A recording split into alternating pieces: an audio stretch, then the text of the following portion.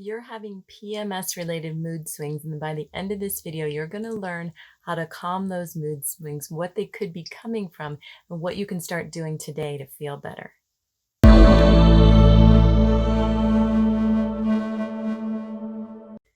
For the best info on hormone health and how to reclaim your hormones and rebalance your gut hormone connection, subscribe to this channel and hit the bell to be notified when I post new videos every Friday. In this video, you're going to learn the potential root causes of your PMS-related mood swings. We're going to dive into what could be causing it and what you can do today to start feeling better and feeling more even throughout the whole month. I'm Dr. Shelley Meyer. I'm a functional medicine doctor, family medicine doctor, and registered dietitian nutritionist. And I help motivated people rebalance their hormones so they can live their best life and reclaim their hormone health and vitality. I've helped thousands of people through PMS-related mood swings. So let's dive in and talk about what could be the potential causes. And then, like I said, by the end of the video, you will have some actionable steps you can take to start feeling better and more even and have less of those mood swings. So let's dive in. What are the potential top 3 things that could be contributing to your PMS-related mood swings? Number 1 would be estrogen dominance. When we refer to estrogen dominance, we're referring to either too high of a production of estrogen or even potentially some outside sources of estrogen that we could be absorbing, or low progesterone. You need those to be balanced. You need your estrogen and your progesterone to be balanced. So if your progesterone is too low, then your estrogen can become dominant. Conversely, when you have too much estrogen coming in or you're making too much estrogen, you can kind of push down the balance of the progesterone, and then your estrogen becomes dominant or stays dominant. Number 2 would be testosterone predominance or dominance. You would have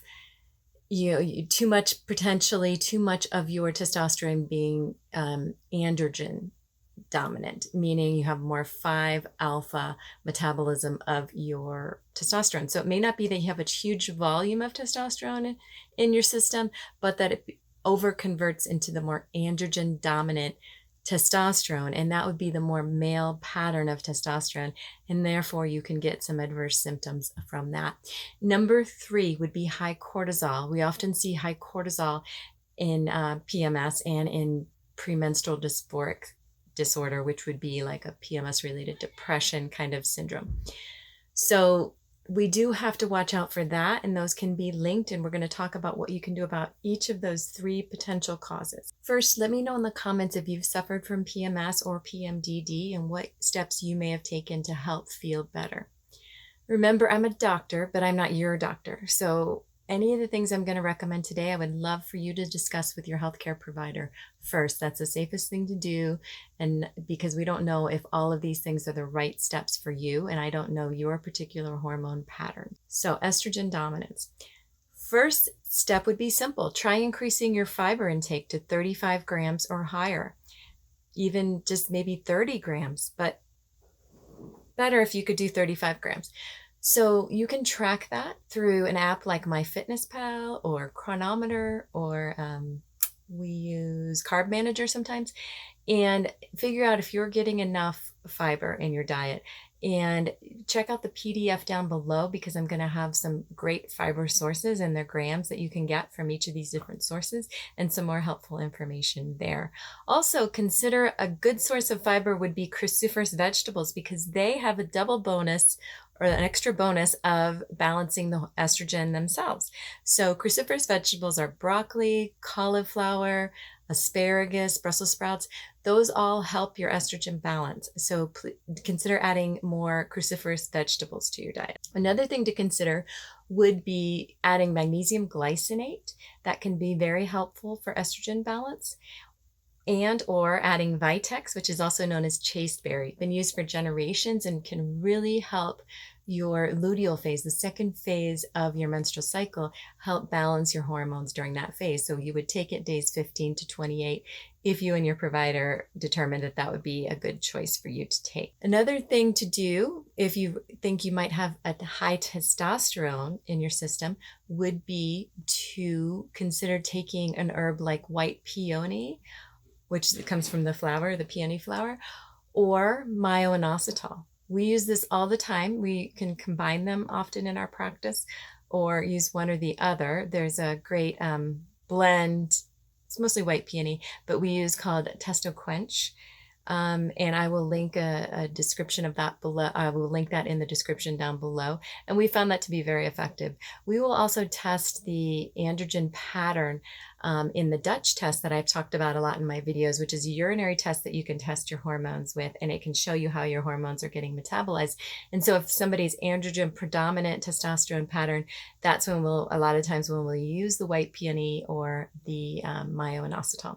Another thing to consider if your testosterone is high or you just have an over androgenation of your testosterone would be to look at your meat consumption, maybe consider more of a plant-based diet, or at least do more grass-fed organic meats. You definitely want to stay away from anything hormone laden dairy or meat because it can worsen that problem.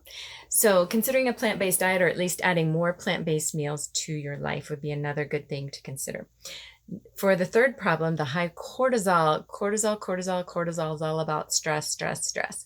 So stress from the world around you, physiologic stress, or taking in too much caffeine or alcohol.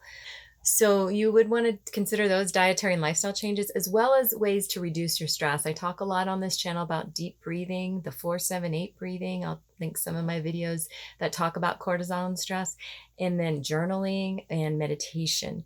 And I'll also link in the description my favorite meditation apps. So lowering cortisol is super important. And if you can get that cortisol under control, you can have a tool then to lower your PMS and your PMDD mood swing. Other things that can lower cortisol are the supplement we use often called phosphatidylserine.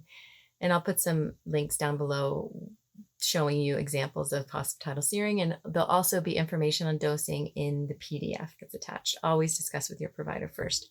So phosphatidylserine, magnolia, a great herb for lowering cortisol and helping the metabolism of cortisol. And then another one that we use is L-theanine. I've talked about that a lot in my videos, so I will link some of those videos. Or ashwagandha, so great in balancing hormones throughout the cycle. So it would even help with the estrogen problem if you added ashwagandha, if that's safe for you. So check that out in the PDF, and all you have to do is sign up to be part of our email list, and you can get access to that PDF. So if these all sound like things that could potentially be going on with you, please check out the PDF. Also, in that link, you will have the option to join a live webinar where I share even more tips and tricks on managing PMS, beating PMS, and feeling better from all aspects, not only mood swings, but bloating, cramping, pain, heavy periods. Any of the problems that you can have with PMS, we're going to go over potential solutions for those. Remember to like, subscribe, and share if you feel like this would be helpful for anyone you know. I'm Dr. Shelley Meyer. Thank you so much for joining me. Please comment down below if you have tried any of these recommendations or would like to try some of these recommendations, or any questions you have on PMS. And thank you so much for joining me. I will see you next Friday. And stay healthy out there, stay strong, and you can beat this PMS. Just try some of these solutions. We want to get you feeling better. So please join me every Friday. Thanks so much.